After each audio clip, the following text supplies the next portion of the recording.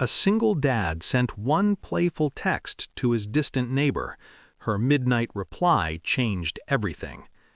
My phone buzzed at 12:07 a.m. The house was quiet in the particular way grief leaves behind, orderly, disciplined, hollow. My son slept at the end of the hall.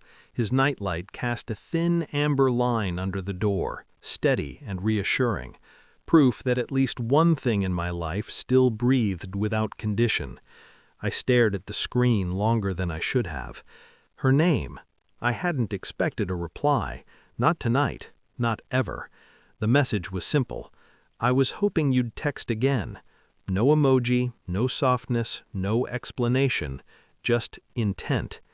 My thumb hovered above the glass. My heart didn't race, it slowed. That was the first warning sign. When something is dangerous, my body goes cold instead of hot. I leaned against the kitchen counter. The refrigerator hummed like it was nervous. The clock ticked too loudly, counting something down I couldn't see. I replayed the moment from earlier, the joke text, the harmless line, the thing I sent because loneliness starts to impersonate courage after midnight. I told myself it meant nothing. Her reply disagreed. Another message arrived before I could decide what to do. I know who you are. I've always known. My throat tightened. The house didn't feel quiet anymore. It felt observed. And before fear could catch up, before logic, before denial, I understood something with brutal clarity. This wasn't flirting. This was a door opening. And once opened, it would never close the same way again. I met her 3 years ago. Not properly, just in fragments. A nod while dragging trash bins to the curb. A brief smile at the mailbox. Eyes that flicked away too fast when they met mine. She lived alone. At least, that's what the neighborhood believed. No visitors, no laughter, curtains always half-drawn, like she was hiding from the sun, or from us. People called her cold. I called her careful. I learned to read silence after my wife died. Silence doesn't always mean emptiness. Sometimes it means survival. Still, there were moments. Her watching my son ride his bike from behind the curtain, her car idling across the street late some nights, her lights on when mine were, always parallel, never intersecting. The text I sent earlier that evening wasn't planned. I typed it, erased it, typed again. If you ever want company that doesn't talk much, I make good coffee. A stupid line, safe, disposable. I expected nothing. Now she was telling me she'd been waiting. My phone vibrated again. Your son sleeps better when you're home before midnight. I froze. That wasn't flirtation. That was observation. I didn't reply. Minutes passed. Then another message. Relax. I'm not a threat. That one made me laugh quietly. Not because it was funny, because threats never announce themselves that way. I typed, "Why are you texting me?" The dots appeared immediately. Because you think you're invisible, and you're not. My jaw tightened. I'd built my life on invisibility. Work, home, school pickups, grocery runs, routine. No risks, no entanglements. I hadn't dated since my wife's funeral. And yet, here she was, seeing something I'd buried. That's how danger starts. Not with attraction, with recognition. I didn't sleep. I lay in bed listening to the house breathe, replaying her words over and over. I've always known. Known what? I became deliberate after that. Externally, nothing changed. I woke my son, packed lunches, drove him to school. I went to work, paid bills, smiled when required. Internally, everything sharpened. I started noticing patterns. Her curtains moved when I stepped outside. Her car left 5 minutes after mine every morning. Her lights went out when I returned home. Coincidence doesn't repeat itself that often. I didn't confront her. Confrontation is emotional. Emotion clouds clarity.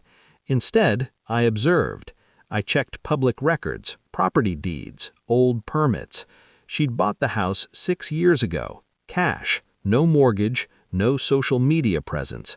no listed employment. That takes effort. I checked my phone logs. She hadn't texted again. Not pushing, not chasing. That restraint bothered me more than persistence would have.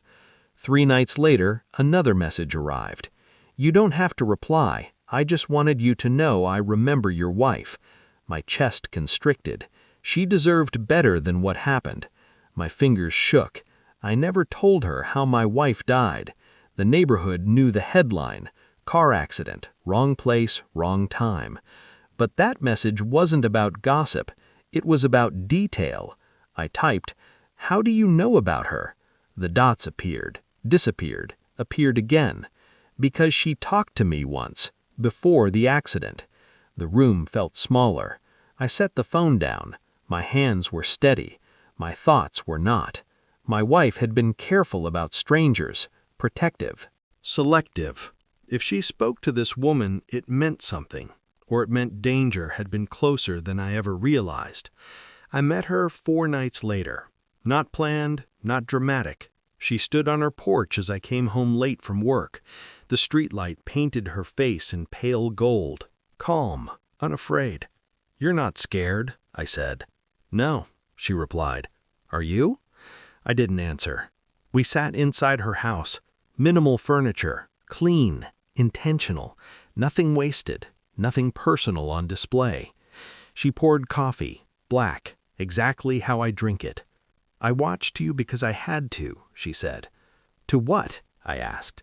"To understand whether the lie was complete." My stomach tightened. "My wife," I said carefully. "What did she tell you?" Her eyes softened, not with kindness, but with gravity. "She told me she felt followed," she said. "Not by you, by someone who knew your routines." I leaned back. "And you?" I confirmed it. Silence stretched. "Your wife wasn't the target," she continued. "You were." The room felt cold. "The accident wasn't random," she said. "It was a warning, one that went wrong." I stared at her. "Who?" I asked. She slid a folder across the table.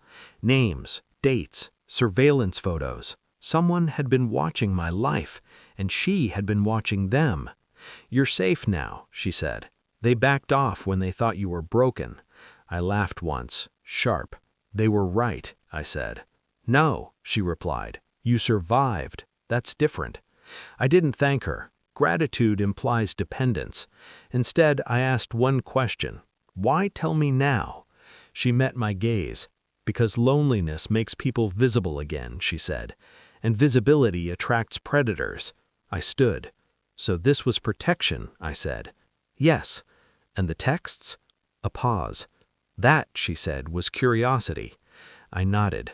At the door, she stopped me. "If you want," she said, "you can walk away. I won't follow." I believed her. That's why I didn't. Weeks passed. We spoke sparingly, carefully. No romance, no promises, just awareness. I adjusted my routines, changed patterns, took control back. Whoever had been watching me never returned. And one night, as I tucked my son into bed, I realized something quietly devastating. I wasn't invisible anymore, and I wasn't afraid of that. People think safety is the absence of threat. It's not. It's the presence of awareness. She didn't save me. She reminded me I was worth protecting. We never became what stories expect. No fireworks, no dramatic love, just alignment. Trust builds slowly, like something meant to last. Sometimes we sit in silence across from each other, coffee cooling between us. And I think about that first text, how easily everything could have gone wrong, how easily I could have stayed asleep. But I didn't, and that's the truth no one talks about. Loneliness didn't almost destroy me, it woke me up. And once awake, I was never vulnerable again.